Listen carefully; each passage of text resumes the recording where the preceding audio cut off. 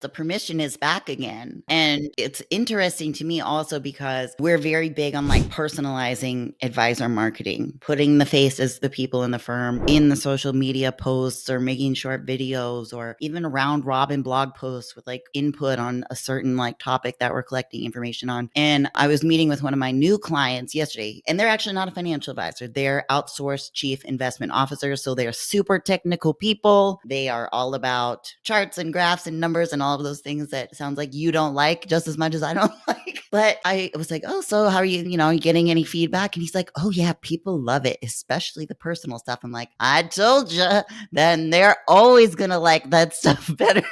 I'm like, so I get advisors a lot. And I'm like, well, nobody's like responding to my, nobody's engaging with the posts that I'm putting up. And I'm like, that's because they're boring and they have nothing to do with you. Or they're boring and they have nothing to do with the target audience's problems. You're just throwing out a bunch of random information that can probably be Googled. Listen to the podcast for more.